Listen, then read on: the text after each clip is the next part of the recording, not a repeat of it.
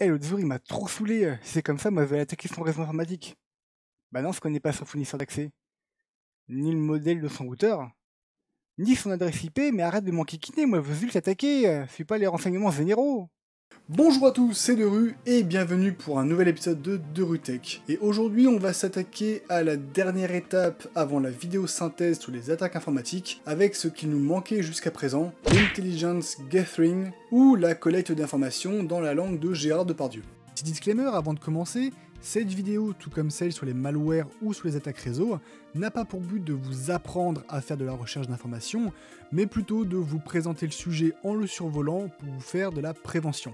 Cette étape, que l'on ne retrouve pas que dans le cadre d'une attaque informatique, est toujours la première, celle sur laquelle se construit tout le reste d'un processus. Bah oui, sans information, l'opération qui s'ensuit va très probablement être un échec. Du moins s'il s'agit d'une opération ciblée. Et oui, je parle d'opération et non pas d'attaque, car, comme précisé il y a quelques secondes, on ne se positionne pas forcément dans le cadre d'une attaque informatique. Pour prendre un exemple plus parlant, lorsque l'on veut construire une maison, si on ne veut pas qu'elle s'écroule 3 mois plus tard, on collecte différentes informations, comme la nature du sol et du sous-sol, afin d'avoir des fondations solides, l'activité sismique, les risques naturels potentiels, etc., etc. Dans le même genre d'idée, pour qu'une opération militaire ou policière soit un succès, on collecte une bonne quantité d'informations solides sur la cible, histoire de bien tomber dessus et de ne pas être surpris, ce qui pourrait être dramatique quand même. Mais c'est quoi le rapport avec l'informatique ? Bien en informatique aussi, pour qu'un plan se déroule sans accroc, il faut être bien renseigné.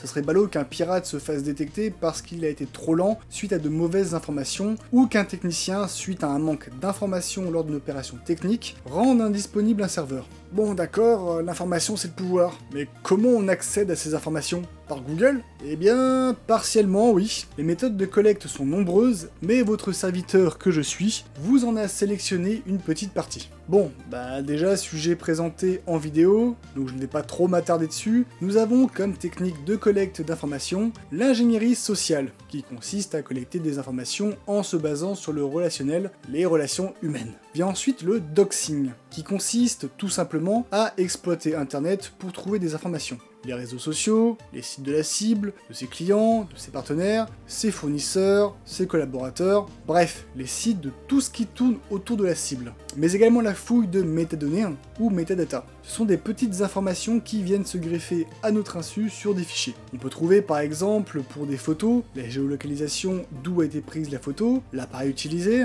des informations sur le format de la photo, mais pour d'autres types de fichiers, on peut trouver la version du document, s'il a été modifié ou non, le logiciel utilisé pour sa création, etc., etc. Un peu plus tricky, il y a les Google Docs. Ce sont avant tout des opérateurs permettant d'effectuer des recherches Google très précises, mais qui, bien utilisés, peuvent permettre d'accéder à des pages d'un site ou à des documents qui pourraient sembler inaccessibles. On a par exemple l'opérateur site, qui limite les recherches aux pages se trouvant dans un domaine défini. Si je tape site.deru.com espace NAS, j'obtiendrai comme résultat toutes les pages contenant le terme NAS sur le site du domaine deru.com. L'opérateur inURL, qui limite les recherches aux URL des sites web. Il existe énormément d'opérateurs Google Docs que vous pouvez trouver facilement sur Internet. Et pour finir cette petite sélection, nous avons les scans, que ce soit des scans de vulnérabilité, des scans de port, des scans Wi-Fi, et donc oui, on retrouve notre petit scanner de vulnérabilité, car en plus de détecter les vulnérabilités présentes sur un programme ou un équipement, il peut servir pour déterminer la version d'un programme ou d'un équipement pour qu'un pirate puisse construire plus précisément son attaque ou son malware. Bien entendu, il ne s'agit là que d'une petite sélection de moyens de collecter des informations sur une personne, une entreprise ou un système informatique,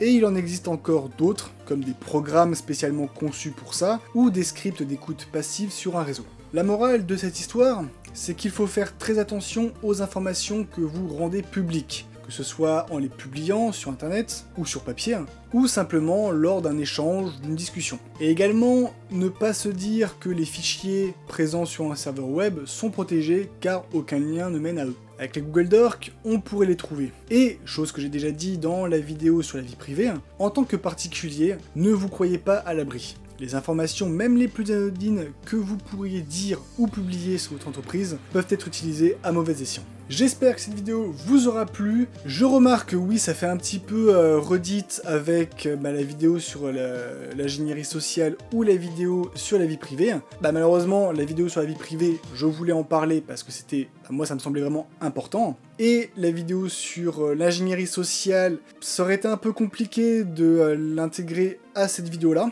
parce que ça aurait fait une vidéo un peu trop longue à mon goût. Mais au moins je vous explique un grand principe de collecte d'informations avec l'ingénierie sociale. Et dans cette vidéo-là, c'est vraiment plus pour résumer, je vous explique d'autres techniques.